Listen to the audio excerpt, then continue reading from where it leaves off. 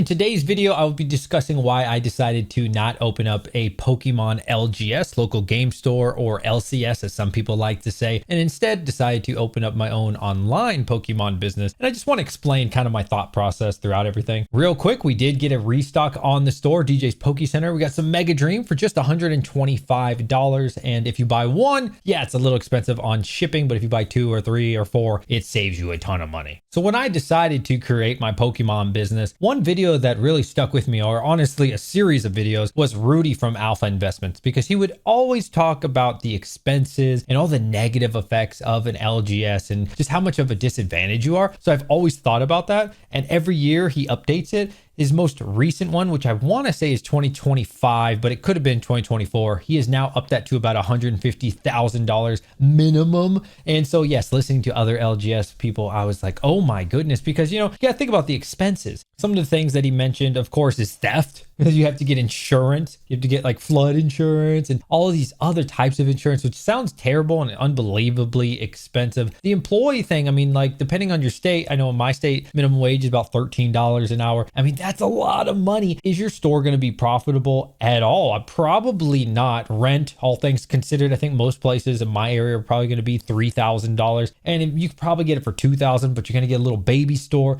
And then I don't really see the point of that for me. I mean, if I was going to do it, I would need something probably at minimum 1,500 to 2,000 square feet. And you can see starting off, that's a fairly decent medium-sized store. And so anything smaller for me just wouldn't be worth my time. It just wouldn't be something that I would want to do. I wouldn't feel proud. I wouldn't feel happy. No offense to anyone else. Start off in, 400 square feet. I respect it. I'm just saying my dream, how I would want to do it. I just wouldn't want to go from super small, slowly work my way up a little bit bigger to a medium size. I would just want to go into it the way I would want to. And so, 150,000 is really nothing.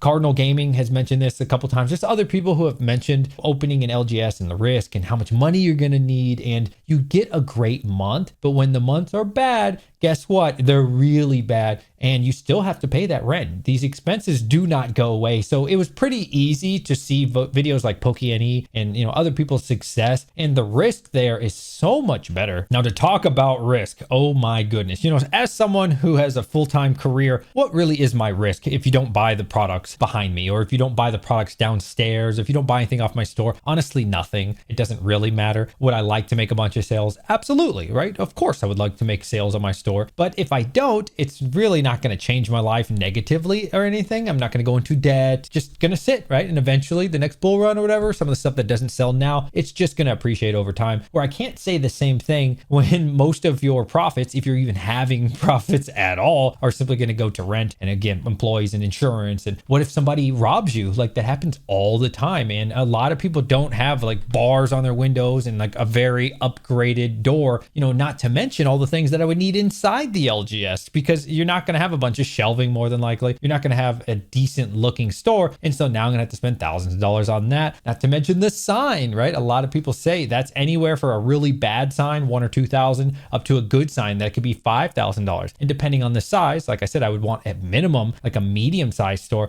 We're talking upwards of $5,000 to $7,000 just for a sign, right? And you have to do that depending on where you are. Again, unless you got like a little shithole out there, that's fine. But what I would want is something larger, and I'm going to have to really follow all their lines and make sure it fits in with the Rite Aid that's next door to me. And they have requirements to the font size. And you see how this is getting very, very expensive, and you haven't even turned a profit. A huge red flag for me was watching all these store owners that do technically have distro, but they're not getting any allocations. So, if you're brand new, they're saying you maybe get 1 or 2 cases. That's it, of like ETBs or something, if you're even lucky enough to get that. And that's not going to hold you over. Realistically, on a case, maybe since you're selling an MSRP, you're going to make $10, $5 in ETB. It could be $50. If you're lucky for a couple cases, $100. I guess you could be a little greedier and get $150 out of that. What is that going to do for me? Like after taxes, it's definitely not $150. And so you can see how this spirals out of control. You have this huge store, the rent's still due. People are going to come in when the item is brand new. Yes, of course. But besides that, there's no more allocations coming in. So what do you do till the next set? Now, if you had gone from Mega Base to Phantasmal Flames, it was okay. It was about a month, assuming you even got inventory.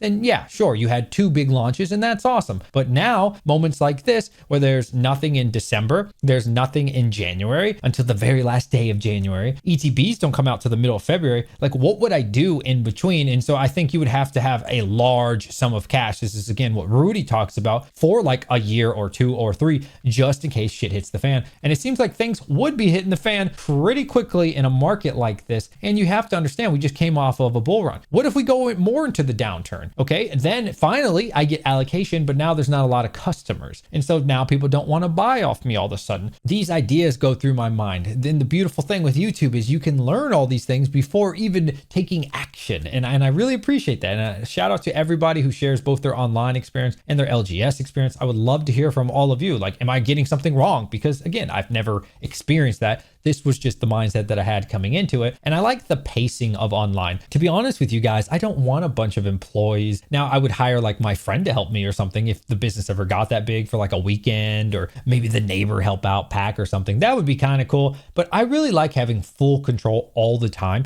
I don't want to deal with customers in real life. And it's not to say because I'm antisocial, because I'm not. I'm actually a fairly social person, but I don't want to socialize, if that makes sense, because I'm just so busy. I have other things I can be doing, and the stresses in dealing with rude customers and even happy customers, it's just a lot to deal with. I prefer email. You know, they email me something, I can check it out, maybe on my lunch break or after work or before work or whatever. It's at my pace. Everything becomes your pace, your standard, and how you like doing things when you're doing it online, at least anecdotally in my experience. You know, if I want to stay up late packing up boxes, well, that's what I'm going to do. And I probably do that 99% of the time. But every now and then I'll say, you know what, that could wait till the morning. And I feel like that wouldn't be able to happen, especially when the debt collectors come in. You're not going to have that kind of freedom. Nobody's trying to hear that. And yeah, again, you know, people could rob me. People could steal all my inventory. Maybe I'll get the insurance to help me out. Maybe I won't. Maybe I claimed it properly. I mean, it's Pokemon. It's hard to prove, you know. I got an Umbreon. I mean, are they really going to insure a PSA 10 or a raw Umbreon versus like a Dragonite or something? It's very, very complicated, and it's way too much work and stress and unnecessary stress that I would never want in a million years. Besides those risks, I do have a full-time career and other things to do. So simply, I wouldn't even be able to open an LGS at the moment until I fully retire from that, which will be a little bit less than 4 years from now. To me, it sounds like opening an LGS would be a liability more than anything. Just trying to break even, or really just trying to survive. And I'm like, wow, man, I think online, if you just make a YouTube video like this one, you can really thrive online. You know, a lot of people are thriving on Instagram, TikTok, which I don't really care for TikTok, but you get the point. YouTube, I mean, there are people who sell just because they have a YouTube channel. I make a lot of sales from videos like this, but like, am I gonna be able to do that in real life? And you know, do I have to buy from the secondary market because distro isn't giving me enough? That's rough. That's very stressful. That just doesn't sound good. You know, if you could order as much as you wanted,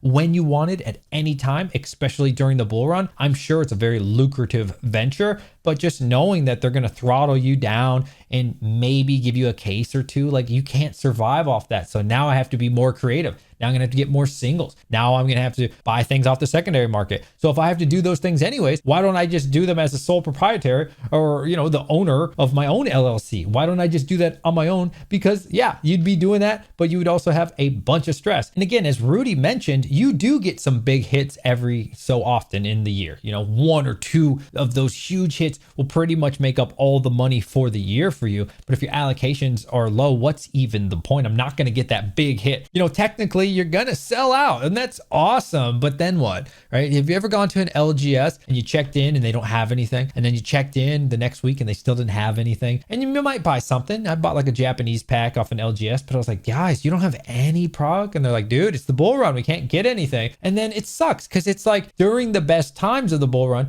you can't get inventory. So then what's the point, dude? You can't take advantage of the good times. So what? You can't really take advantage of the bad times because now you have less customers, prices go down, demand is way lower. And again, I'm not saying that like long term, eventually, if you survive for years and years and years, that you wouldn't have a really good local community. I'm sure you would. But at the same time, like, do you want to put yourself through that? Like, there's way better ways to make money at that point. And, you know, you do have to have money before starting LGS, obviously. And as Rudy mentioned, like, if you having $150,000 cash or $200,000, that's again kind of bare bare minimum that you should probably have. But if you have that kind of cash, like, what are you doing trying to open an LGS? You're already making it, killing in life. Just put that shit into S&P 500 at that point. Put that sucker into whatever, some old booster boxes, Evolving Skies. Let it sit. Just chill out. Go to the beach or something. So definitely, you got to be a sick individual, like, to want to put yourself through that when you already have money and now you just want to make that into more money. There's way better ways to do that for sure. Crypto, Bitcoin, anything, dude. You could do other things, make money while you're sleeping and have zero stress. I would love to interview an LGS. Yesterday, I did an interview with someone who had distro. His name is PokeJax904. Shout out to him.